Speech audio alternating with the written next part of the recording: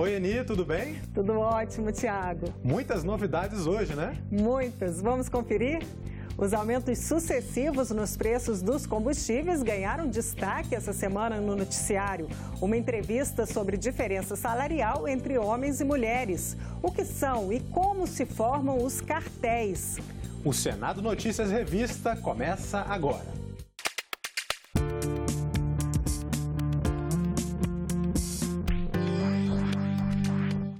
O governo federal anunciou um acordo com os caminhoneiros para o fim dos protestos e bloqueios em quase todo o país, o que tem gerado crise de desabastecimento no Brasil. O presidente do Senado assumiu o compromisso de pautar um projeto de preço mínimo de frete nas rodovias. Veja na reportagem de Karine Beluso.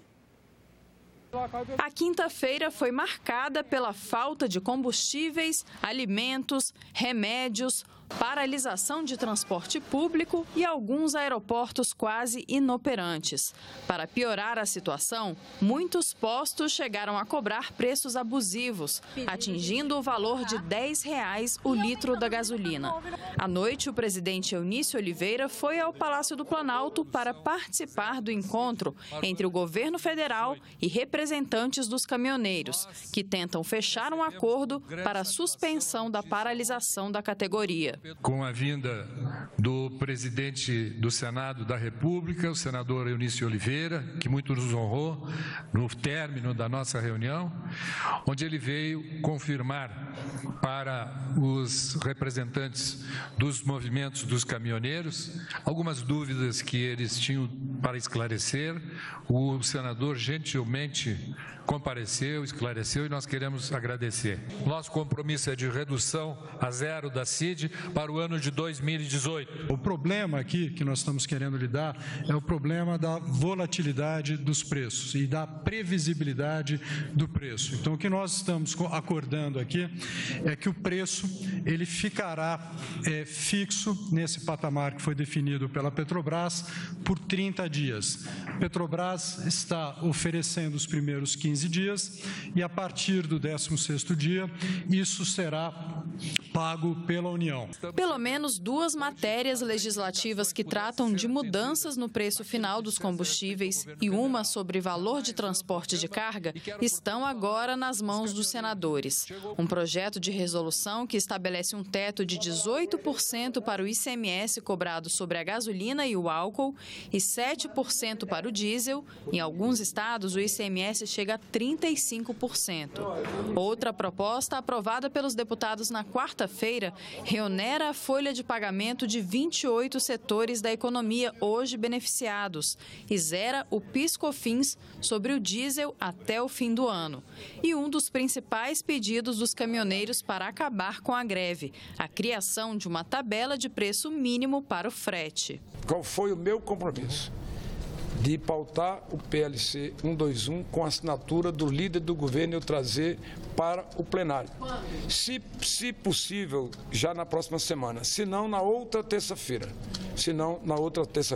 Desde que o líder do governo fizesse a primeira assinatura, e aí quem assumiu essa responsabilidade foi o governo. Antes de começar a votação das propostas, os senadores precisam analisar 6 medidas provisórias que trancam a pauta do plenário. Enfim, o Brasil é um país rodoviário. Chegar aqui e dizer humildemente, nós precisamos que todos vocês, caminhoneiros, retomem a atividade. O Brasil precisa de vocês. Mas o acordo anunciado pelo governo não acabou com a crise. Os reflexos da paralisação continuam em todo o país. Linhas de ônibus reduzidas, desabastecimento de comida, postos e aeroportos sem combustível. Aqui no aeroporto de Brasília, por exemplo, 9 voos já foram cancelados por falta de combustível. E segundo a Inframérica, a empresa que administra o aeroporto, toda aeronave que pousar em Brasília e precisar ser reabastecida vai ficar em solo. A expectativa é que não há ainda uma data para a normalização dos serviços, já que, segundo a Inframérica, nenhum caminhão-tanque conseguiu chegar ao aeroporto. A orientação que tem sido dada aqui é que os passageiros liguem para as companhias aéreas antes de virem ao aeroporto para checar a situação dos voos. Surpresa a gente não tem muito, porque a gente já está acompanhando pelo meio de comunicação esse transtorno todo, né? mas vamos ver ali, vamos tentar embarcar e voltar para casa depois de uma semana de trabalho. Chegou mais cedo hoje no aeroporto, por quê? Porque o voo é só 3 horas da tarde, a gente ficou com medo de ser cancelado. Aí conseguiu? Não. Na realidade, vários aeroportos estão com estoques mínimos. O aeroporto de Brasília, pelo tamanho, é o primeiro hub do Brasil e o terceiro aeroporto em quantidade de passageiros. É o que tem o maior consumo. O presidente Michel Temer autorizou o uso das Forças Armadas para liberar as rodovias. Muitos caminhoneiros, aliás, estão fazendo sua parte. Mas, infelizmente, uma minoria radical tem bloqueado estradas e impedido que muitos caminhoneiros levem adiante o seu desejo de atender à população e fazer o seu trabalho. Comunico e acionei as forças federais de segurança para desbloquear as estradas e estou solicitando aos senhores governadores que façam o mesmo.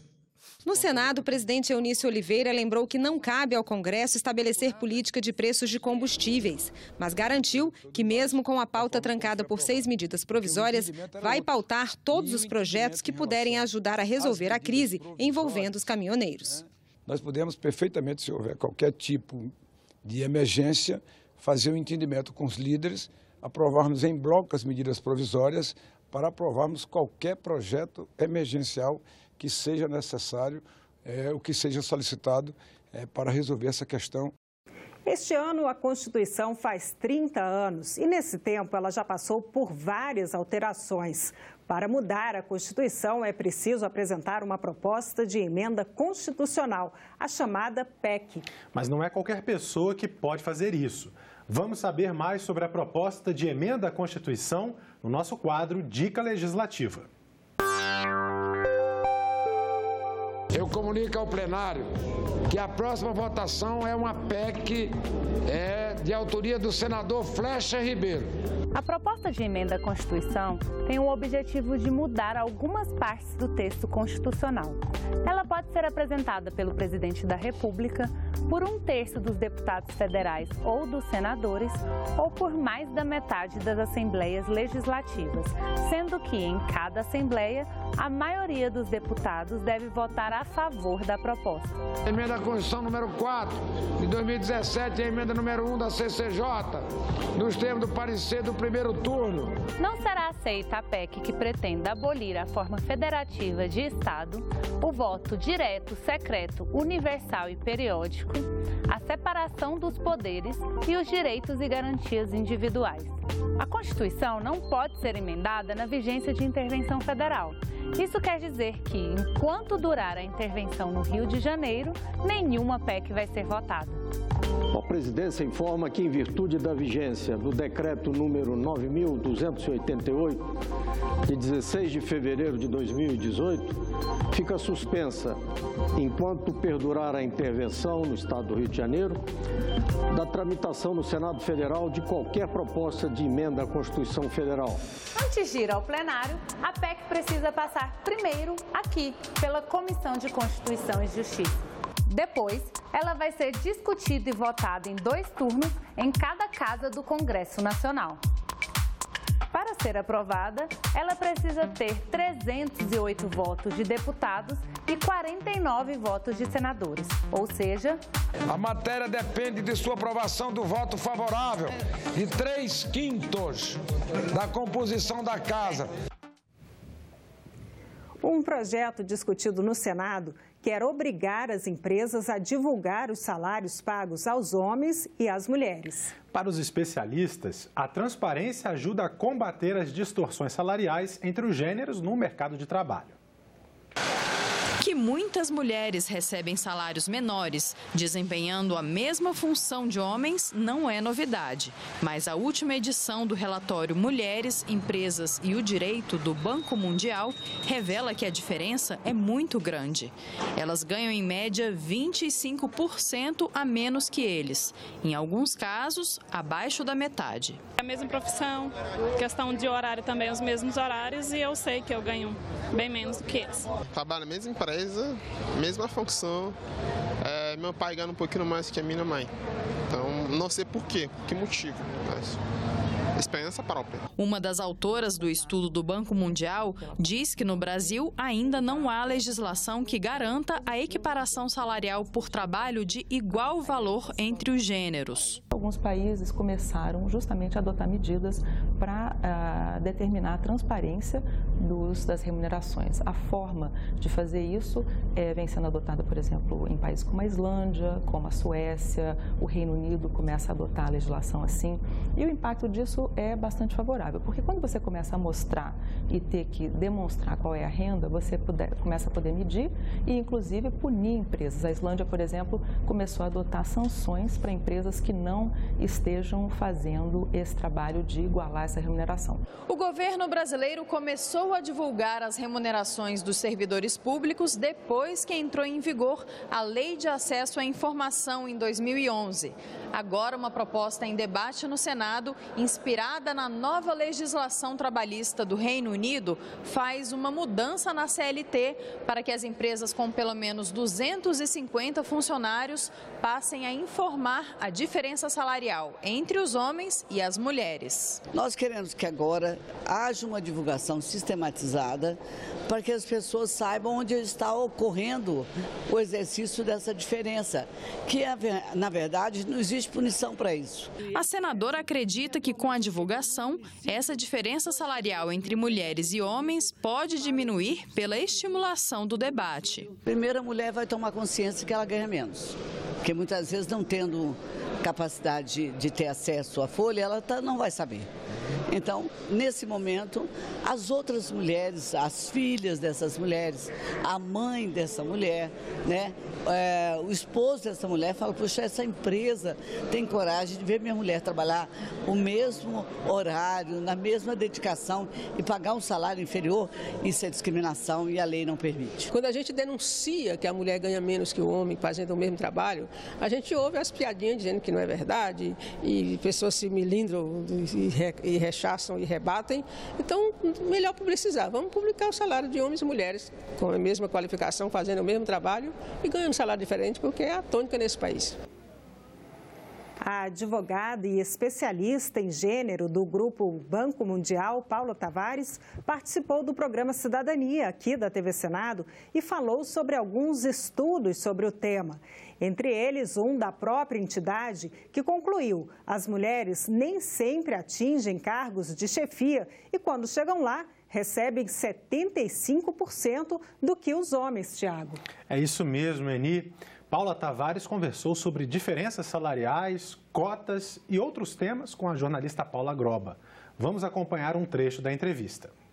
Com relação às mulheres no mercado de trabalho, o Banco Mundial também concluiu que ainda as mulheres não atingem aqueles cargos de chefia e quando atingem ganham menos, 25% até menos que os homens no mesmo patamar, no mesmo cargo dentro de uma empresa.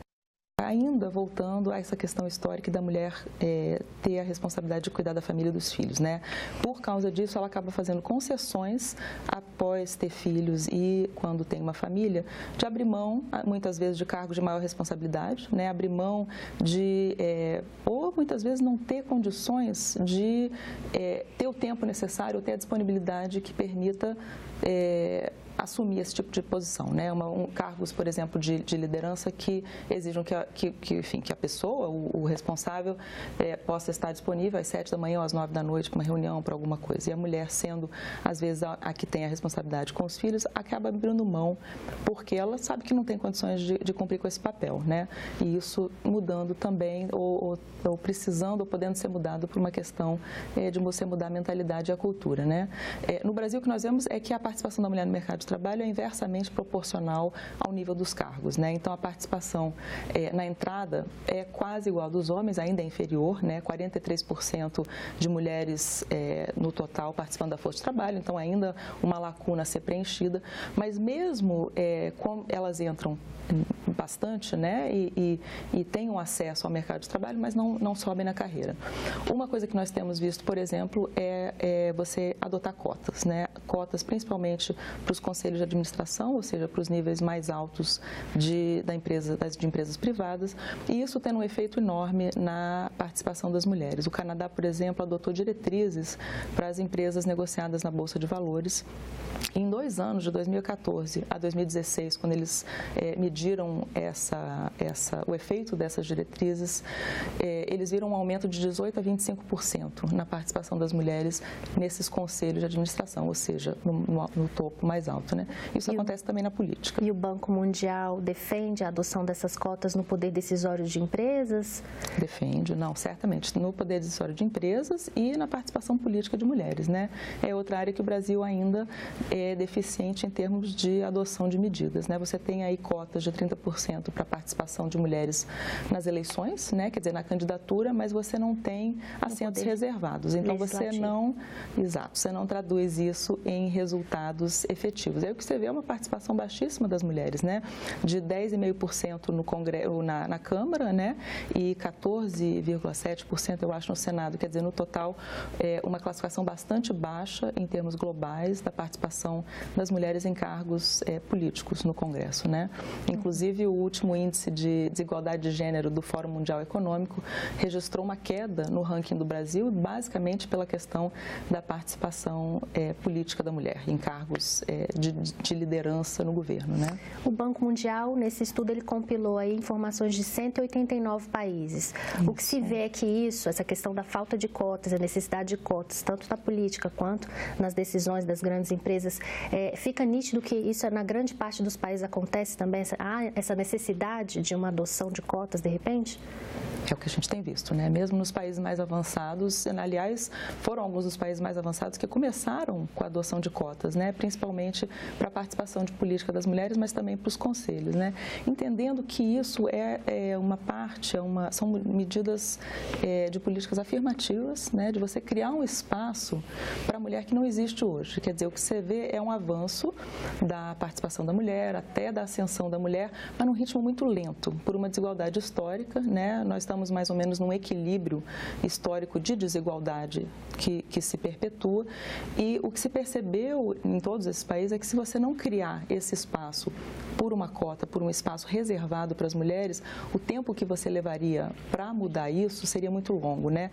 No Brasil, por exemplo, está em pauta hoje um projeto para adoção de cotas para as mulheres em conselhos de administração de empresas públicas e sociedade de economia mista, que ainda está tramitando, mas que determinaria no primeiro ano uma participação de 10%, uma cota, né? E o estudo que foi feito recentemente aqui no Brasil, não por nós no Banco Mundial, mostra que se isso não fosse promovido por meio de cotas, o Brasil levaria 100 anos aproximadamente para atingir esses 10%. Então, é uma forma de você acelerar esse processo, né? Você criar esse espaço reservado para as mulheres, e aí, além de você criar um espaço em que as mulheres têm acesso por uma questão de políticas públicas, você tem as mulheres também se preparando, né? Quer dizer, se preparando mais e, de alguma forma, aspirando a esses cargos e essas posições, o que hoje não acontece porque, em muitos casos, elas sabem que não vão ter oportunidade. Então, nem tem essa aspiração, nem se preparam para fazer isso. Então, você mudar também essa questão de mentalidade, até de expectativa, de motivação para enfim, buscar esse tipo de cargo, né? Uma outra conclusão do Banco Mundial é que o PIB brasileiro ganharia com a participação das mulheres na economia, né? Comenta um pouquinho sobre essa questão. Comento, sim. Na verdade, esse também não é um estudo nosso, mas é um estudo que tem sido feito no mundo todo. Tem um estudo global sobre isso, né? E o ganho do PIB global seria de 28 trilhões.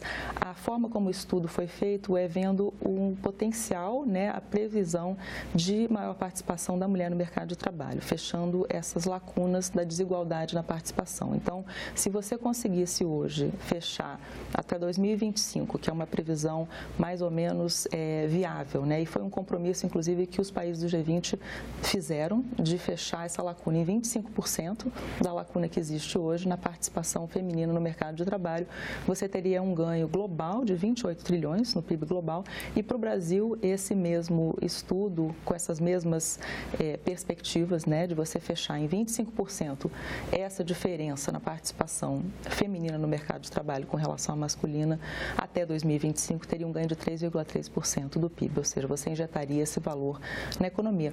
E faz sentido, né, porque na verdade o que você vê é que você tem uma grande parte da população, inclusive capacitada. As mulheres hoje no Brasil se formam no nível universitário, têm um nível educacional maior do que os homens, né, se formam em maiores números, mas não necessariamente isso se traduz na participação delas no mercado de trabalho. Então, você está perdendo aí com uma mão de obra, uma força de trabalho, inclusive capacitada, produtiva, e isso deixa de ter um ganho para a economia como um todo, né? Então, esses estudos começam a ser feitos para mostrar que essa igualdade, ou promover essa igualdade na participação, não é só uma questão de direito da mulher, mas é uma questão econômica também, né? Quer dizer, um ganho econômico para o país de você aumentar aí a produtividade e ganhos para todo mundo, né?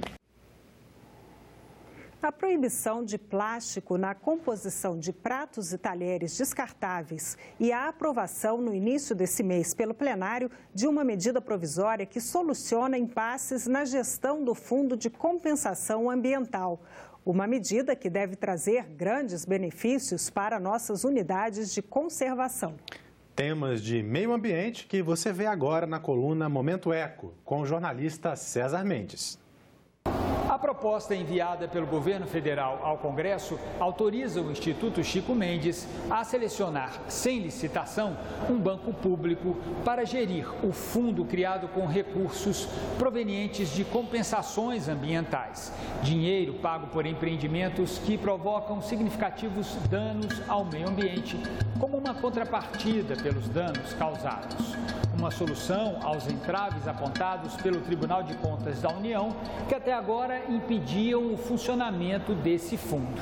1 bilhão e 200 milhões de reais que já estão disponíveis para o financiamento das unidades federais, estaduais e municipais de conservação, como, por exemplo, a Estação Ecológica de Águas Emendadas, aqui no Distrito Federal, uma das mais significativas unidades de conservação do país, hoje sob a responsabilidade do Instituto Brasília Ambiental.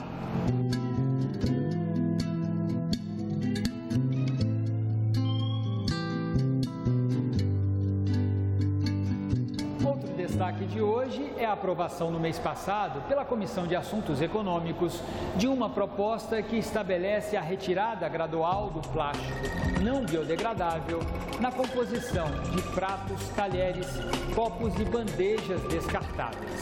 De autoria da senadora Rose de Freitas, a proposta determina o total banimento do plástico não biodegradável na composição desses produtos em um prazo máximo de 10 anos. E vai ser analisada agora pela Comissão de Assuntos Econômicos. Esse foi o Momento Eco. A gente volta na semana que vem com mais informações sobre desenvolvimento sustentável e preservação ambiental. Até lá! Tiago, semana cheia de notícias no Senado. Sim, Eni, tanto no plenário como nas comissões. Vamos conferir agora no nosso Giro de Notícias. Na segunda-feira, uma das principais notícias era que os presidentes do Senado, Eunício Oliveira, e da Câmara dos Deputados, Rodrigo Maia, anunciaram que vão reunir uma comissão geral na próxima terça-feira, dia 29 de maio, para debater os aumentos frequentes nos preços dos combustíveis, sobretudo da gasolina, do diesel e do gás de cozinha. A comissão é formada por senadores, deputados, autoridades e especialistas do setor. Na terça-feira, um dos destaques era a aprovação em plenário do projeto de lei que inclui 12 novos municípios na região integrada de desenvolvimento do Distrito Federal e entorno. A proposta segue para a sanção presidencial. Na quarta-feira, a capa da Agência Senado mostrou, entre outras notícias, a aprovação da medida provisória que permite a venda direta de petróleo do pré-sal. A matéria segue para a sanção da Presidência da República. Já na quinta-feira, a capa da Agência Senado mostrou que o líder do governo, Romero Jucá, anunciou apoio à proposta que fixa alíquotas máximas para a cobrança do ICMS sobre os combustíveis. O projeto, de autoria do senador Randolfo Rodrigues, sugere cobrança de até 18% do ICMS para gasolina e álcool e até 7% para o óleo diesel em todos os estados. E você é daquelas pessoas que estão sempre conectadas na internet? Então chegou a hora de conferir o que foi notícia nas redes sociais do Senado. Criança tem que ser feliz, né, gente? Foi por isso que no Facebook a gente ficou muito animado quando o post mais visto por 5,5 milhões de pessoas foi sobre abandono emocional de crianças. O projeto que passou no Senado e foi para a Câmara é muito simples. Pai e mãe que deixa de conviver ou pelo menos visitar o filho pode pagar indenização por danos morais. E quem deixar de dar assistência emocional para o filho pode perder a tutela. É barra, né? E no Twitter do Senado, o Manual de Comunicação LGBTI da Comissão de Direitos Humanos foi campeão de retweets. Você tem dúvida? Então eu vou te explicar. Primeira coisa, uma das mais importantes, a gente não fala homossexualismo, porque ismo parece doença, uma normalidade. É melhor você falar homossexualidade, entendeu? Segunda coisa, a gente não fala que uma pessoa fez uma opção sexual, porque a opção ela escolheu. É melhor falar que ela tem uma orientação sexual. E por fim, você não deve falar o travesti, e sim a travesti. Ela já está de mulher. Até agora eu estou falando sobre as redes sociais do Senado, mas a TV Senado tem um canal próprio no YouTube. Eu trabalho lá, você já viu? Em alta. O segundo vídeo mais visto no YouTube nesses dias foi sobre a descriminalização da maconha. O vídeo mais visto foi um episódio do programa Histórias do Brasil sobre a Segunda Guerra Mundial. Você já percebeu tanto que esse assunto está na moda? 2 filmes concorreram ao Oscar neste ano. E no Facebook, a conversa com o especialista que alerta a doença de Chagas, que ataca o coração, pode ser transmitida pelo sexo. Cuidado, hein? Fala aí, Antônio. Doença de Chagas, a infecção pelo Trypanosoma cruzi é sexualmente transmissível em humanos, infelizmente. Continue acompanhando a gente pelas redes sociais do Senado. Nós estamos aqui ralando para te entregar notícia em tempo real no YouTube, Instagram, Facebook e Twitter. Valeu, pessoal! Os postos de gasolina estão entre os setores que muitas vezes são acusados de formação de cartéis. Muitos já ouviram falar desse termo, mas pouca gente sabe o que é um cartel. E nós vamos entender agora um pouco mais sobre o tema na reportagem de Soraya Mendanha. Os cartéis são uniões secretas ou não oficialmente divulgadas entre empresas concorrentes para controlar um mercado, determinando preços e limitando a competição. Essa manipulação de preços é comum, por exemplo, entre os postos de gasolina. Muitas vezes o preço se eleva sem nenhuma justificativa. O Conselho Administrativo de Defesa Econômica, o CAD, já verificou a prática em 17 municípios. Belo Horizonte, Goiânia, Vitória, Florianópolis e grandes centros urbanos e também cidades menores, como Santa Maria, no Rio Grande do Sul, Lages, em Santa Catarina e Uberlândia, no Triângulo Mineiro. E, basicamente, essa condenação vem por conta de investigações próprias do CAD, como também, isso é importante ressaltar, de investigações da Polícia Local, do Ministério Público Local. O cartel é considerado crime contra a ordem econômica. A legislação prevê para a prática pena de 2 a 5 anos de reclusão e multa. Este economista alertou para os impactos desse tipo de crime ao consumidor. Já se vê, né, de antemão que a tendência vai ser a fixação de um preço que gere os maiores lucros, com uma pouca competição, uma pouca concorrência, né? O consumidor perde o seu poder de barganha, ele tem mais dificuldade, por exemplo, em conseguir aqui ou ali um preço menor. Um projeto do Senado aumenta as multas pagas por empresas que praticarem cartel.